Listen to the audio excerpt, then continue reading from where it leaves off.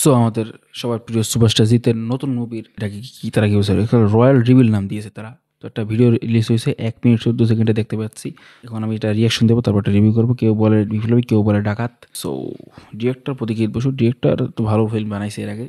আমি তার আগের সব ফিল্ম দেখেছি, ভালো লাগছে সবকটা ফিল্মই। ওকে, তো রিয়াকশন করি, তারপরে সে নিয়ে কথা বলি।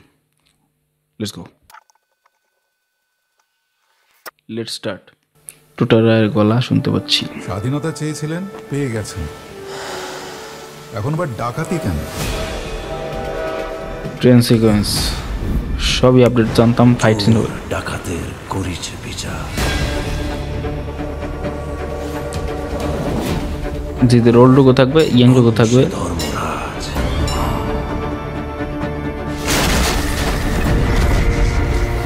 জিজ্ঞাসা কর বিশ্বজুড়িয়া। লুকটা দেখাইতেছে না, লুকটা সারফেস হিসেবে রাখতেছে। লাল সাথে নিয়ে একটা ফাইট সিন ওই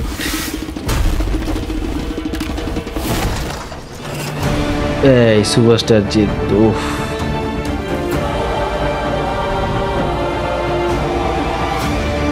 টর্চার করতে আসছে রে।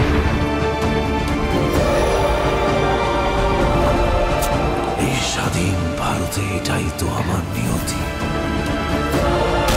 ওরা কেউ বলে বিপ্লবী, কেউ বলে টাকা। কেউ বলে ডাকাত। ওকে, লাস্টের সিনটা কোন প্রকার এই টাইপের অ্যাকশন থাকতে চলেছে আই থিঙ্ক। ওকে, আসছে 2026-এ। ওকে, তো দেখে নিলাম। কেউ বলে বিপ্লবী, কেউ বলে ডাকাতের রয়্যাল রিভিল। এটা ব্রিটিশের বলতে পারি বা এখন কিন্তু যতটা আপডেট জানি যে মুভির শ্যুট কিন্তু এখনও শেষ হয় নাই। সো তারা এরকম একটা ভিডিও রিলিজ করে দিছে।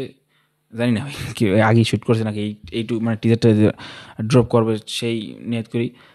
2026-এ আসবে। এখন যতটা আপডেট আমি শুনছিলাম ইন্ডিপেন্ডেন্স উইকে, আই থিঙ্ক আগস্টে, তাহলে পরে ইন্ডিপেন্ডেন্স নাকি এই টেবিল আগস্ট ছাড়া তো। আর এই মুভি রিলিজের জন্য আগস্টে আই থিঙ্ক পারফেক্ট টাইম হবে। আগস্ট মাসের 15 তারিখ। তো পুরো বয়স ইয়াং বয়স, অ্যাকশন সিন তো অনেক রয়েছে। যেমন টাইপের ফিল্ম বলবো না, বাংলা কোনো ফিল্মের কথা বলবো। রঘুটাকে না বাঘাযতীন। ওকে, যদি মানে ইতিহাস নিয়ে যেত মারামারি হবে, এখানে টোটার ভয় শুনতে পাচ্ছি। সে এখানে পুলিশ অফিসার থাকবে, সে তো ভিলেন লাইটিং থাকবে না, এন্টি হিরো টাইপেরই থাকবে। কারণ সে তো আইনের পক্ষেই কথা বলবে। জিৎ এখানে ডাকাত, জেলে দেখতে পাচ্ছি তাকে টর্চার করছে। আমার এই মুভিটা টিজারটা বলবো ওভারঅল ভালোই লেগেছে।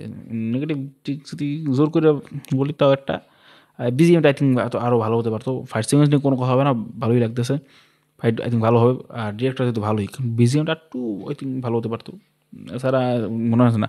আবার যদি লুকগুলো সেই হয়েছে, বিশেষ করে ইয়াং লুকটা ম্যান, মানে নস্টালজিয়া চলে যেতেছি। ক্রান্তি টাইপের, আমি ক্রান্তি টাইপ মুভি, ক্রান্তি মুভি অনেক তোমার ফেভারিট। বিশেষ করে এন্ডিং সিন, মানে লাস্ট ফাইট সিন। ক্রান্তি মতো এবার জিতার মুভি করে নাকি, বিকজ ক্রান্তি ওই টাইম ফ্লপ হয়েছিল। জিত খুব কষ্ট হয়েছে। একটা ইন্টারভিউতে জিজ্ঞাসা, সেখানে সে বলেছিল। তো সেরকম লুকটা কিছুটা লাগলো ক্রান্তি টাইপের, ইয়াং লুকটা। আর পুরো লুকটা তো ভাই আরও ভয়ঙ্কর হতে চলেছে, যেভাবে অ্যাকশন শুরু করলো এরকম 2 আঙ্গুল দিয়ে দেখলাম।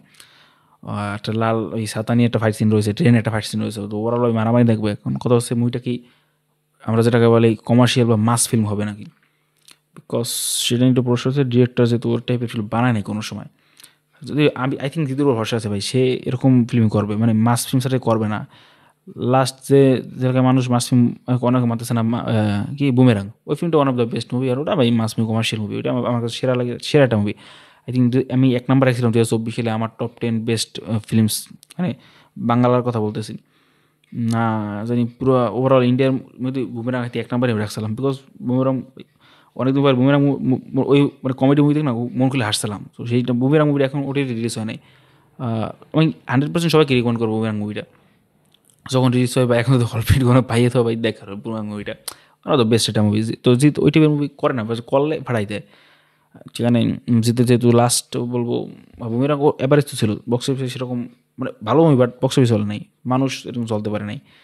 চেঙ্গিসটাই আই থিঙ্ক চলেছিল ভালো মতো।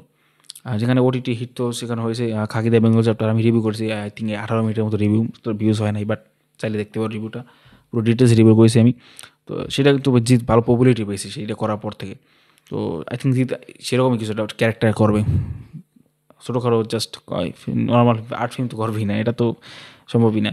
আর এই ফিল্মটা একটা জিনিস মানে ভালো লাগছে, যেটা বাঙালিয়ানা এইটার মধ্যে থাকবে, এটা তো কনফার্ম, কারণ জিতের ফিল্মের মধ্যে একটু মানে শহুরটাই বেশি থাকে, বাঙালিয়ানার ওইটার থাকে বাট খুব কম, তো সেদিক দিয়ে এবার বেশি থাকবে, যেহেতু এটা ভাই বেসডই হিস্টোরিক্যাল। জিত লাস্ট হিস্টোরিক্যাল মুভি কবে করছে এরকম ক্যারেক্টারে